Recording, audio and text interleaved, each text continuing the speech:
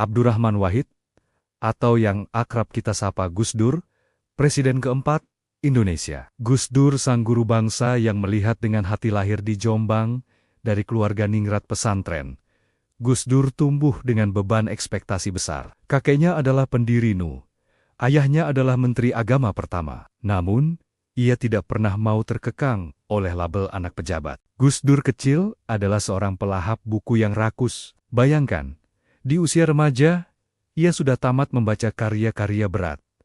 Mulai dari filsafat barat, hingga sastra Arab klasik. Inilah yang membentuk pola pikirnya.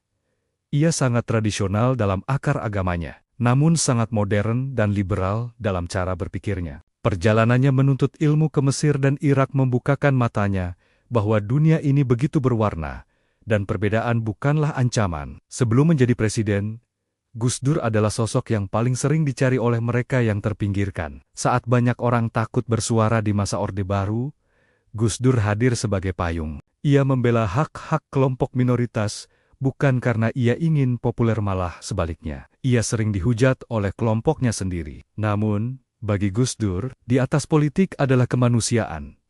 Ia percaya bahwa jika seseorang masih merasa terancam di negerinya sendiri, hanya karena agama atau etnisnya, maka keadilan belum tegak. Inilah momen-momen yang membangun karakter kepemimpinannya.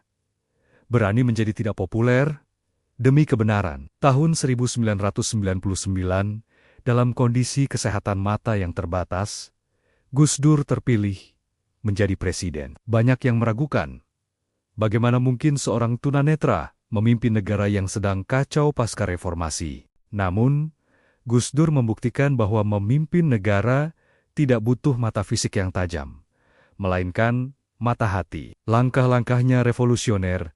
Ia membubarkan Departemen Penerangan karena dianggap mengekang kebebasan berpendapat. Ia menjadikan Tahun Baru Imlek sebagai hari libur nasional. Sebuah langkah berani yang menyembuhkan luka sejarah panjang etnis Tionghoa di Indonesia. Ia sering melakukan kunjungan luar negeri, bukan untuk jalan-jalan, melainkan untuk meyakinkan dunia bahwa Indonesia adalah negara demokrasi yang aman. Satu hal yang paling menginspirasi dari Gus Dur adalah kemampuannya menertawakan kesulitan. Di tengah ketegangan politik yang memuncak, ia selalu punya stok lelucon. Pernah suatu ketika ia berkata, "Di Indonesia ini hanya ada 3 polisi jujur, patung polisi, polisi tidur, dan Jenderal Hoigeng."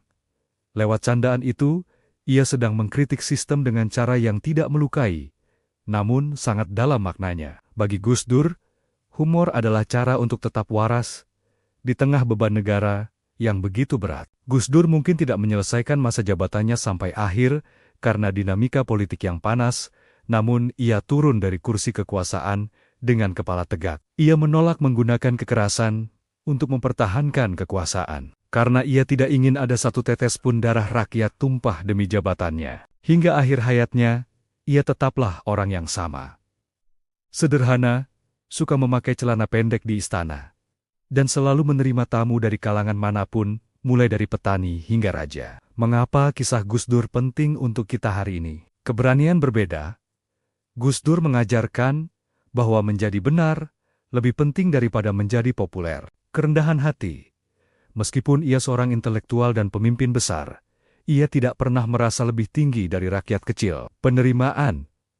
Ia adalah sosok yang membuat semua orang merasa memiliki Indonesia, tanpa terkecuali Gus Dur mengajarkan kita bahwa kekurangan fisik bukanlah penghalang untuk memiliki visi yang melampaui zaman. Ia mengingatkan kita bahwa bangsa yang besar adalah bangsa yang mampu menghargai setiap perbedaan di dalamnya.